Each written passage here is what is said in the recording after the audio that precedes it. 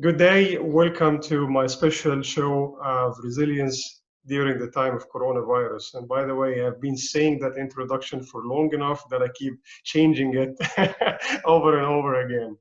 Well, people around the world being asked to work from home. Some people like it, some people don't. But it is no longer a choice. We're all forced to work from home to support the self-isolation, or as I call it, the physical distancing, but staying social at the end. Today's guest is Dania Alshowaikh. I hope I got your name right, your family name. Almost right, All right. Dania, but good job. Right, okay, my bad. Dania is based in Bahrain. She is a business and communications strategist with a strong consultancy experience across different sectors. She is currently working as a marketing and client support manager at Tarabut Gateway, focusing on marketing strategies, new product development, and creating opportunities between fintechs, financial institutions, and regulators. Welcome to the show, Dania.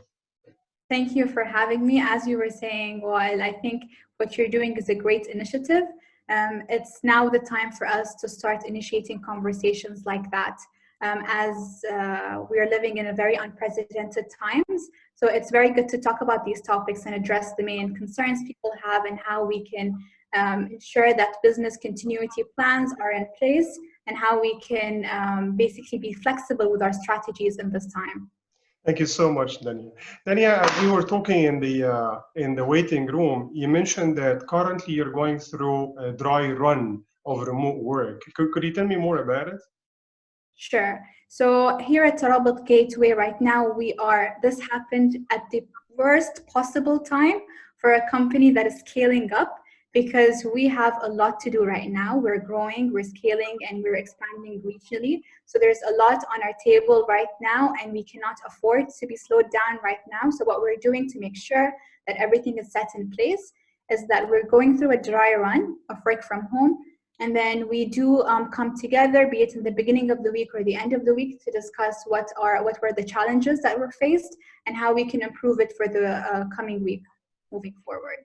Yeah, that's very good, and I'm glad you hear that you're taking it gradually, because personally I believe startups are facing gigantic, kind of challenge during the time of coronavirus, especially for those that are trying to scale up and so on. So this is a great initiative to start testing the water and see how does it work. So how is your day like, in terms of working from home? You start on 9 to 5 schedule, or how does it look like? Okay, before I get into that, right now as an organization, we have been operating for almost 2 to 3 years right now, which means that we are moving out of that startup phase into the SME phase, which also there's a lot, another layers of complication, if you would say so, because as the team is growing and as we are expanding regionally, we do have remote teams, as we discussed earlier as well, meaning that everything needs to run smoothly on digital platforms, and to make sure that all communication between all departments run as well as if we're sitting together in a room discussing that. In terms of my day is pretty much the same, I would say. I stuck to my routine. I wake up when I used to wake up, even though now I have more time to get ready in the morning and all of that. But in terms of in the working hours, our working hours are exact same. We have to be available at all times. Our working hours are from 8:30 to 5:30, so we do have to be available at that time. Something that did change during this dry run phase was we're getting a lot more team meetings to ensure that everyone is on schedule and everyone is 100% productive. Yeah, very good. So, but in order to do that, I understand that you will need to use some sort of, systems and tools to be able to collaborate with your colleagues, teams, as well as to connect with your customers. What kind of tools do you have in place for that? Yeah, you're absolutely right. We do have to have these tools, be it for internal communications or external communications. We do work within the financial services sector, so that was an advantage to us. If we were working in a different industry, maybe we would face different set of challenges. But in terms for our case specifically, internally, we do have the normal communication tools, be it Slack, video conferencing tools, emails, all of that. But as well, from a client's perspective, right now, we do want to reassure our clients that everything is as per schedule. If anything, we're working extra hard to ensure that everything will be delivered on time.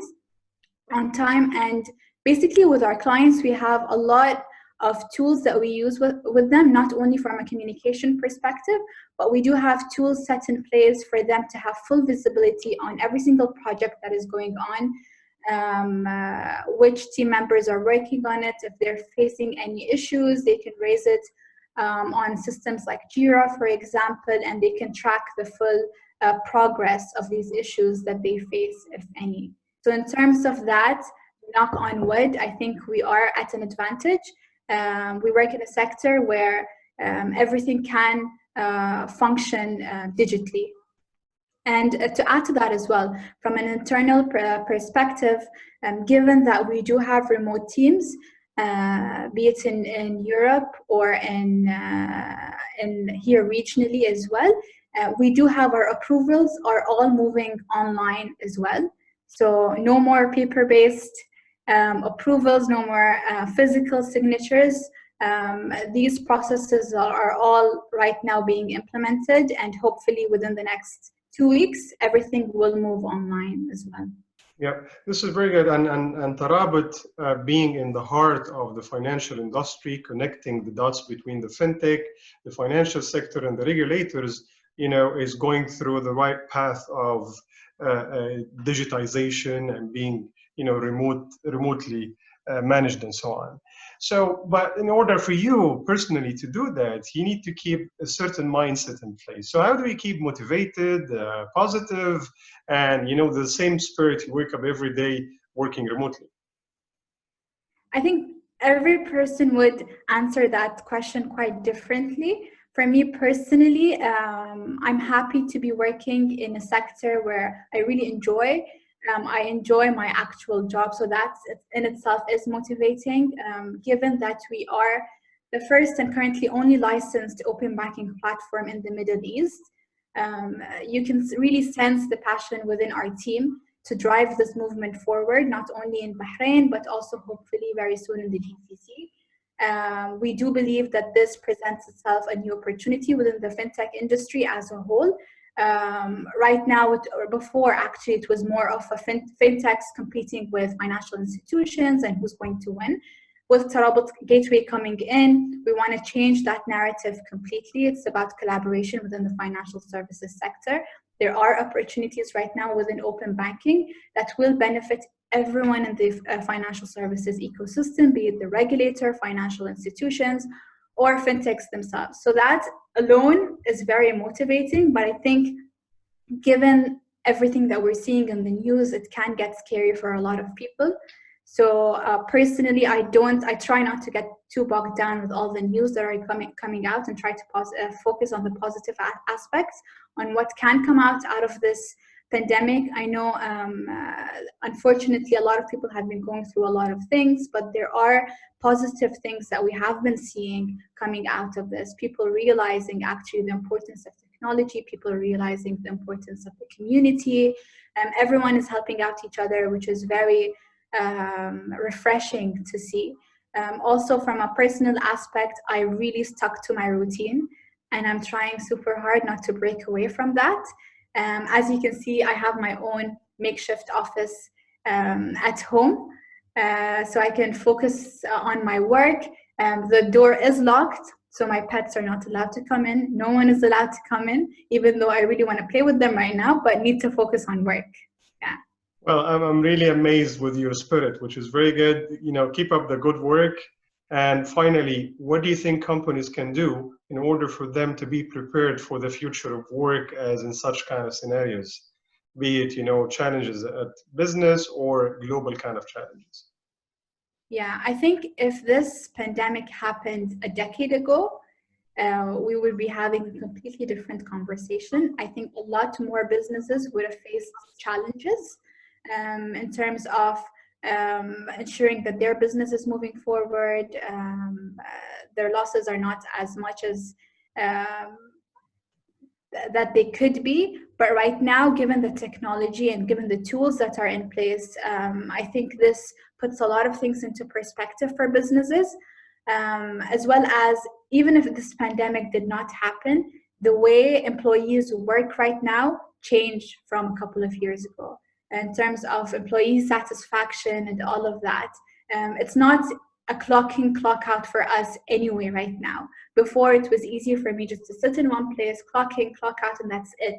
My work will not move forward after that. But as we see right now, a lot of our attitudes and the way we worked changed a lot, meaning that employees are already moving towards that direction anyway. And I think if they really want to motivate employees and they want to keep that morale up, they would need to shift that anyway. There's a lot of concerns in a lot of businesses in terms of, will productivity levels fall down?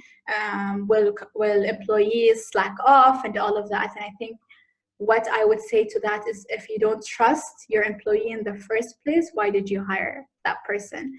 So yeah, that's my personal view on the matter. Dania, I'm so happy to hear your feedback and insights about remote work and resilience during the time of coronavirus. And definitely, I'll be happy to have you in my next episodes as well. Thank you so much for your time.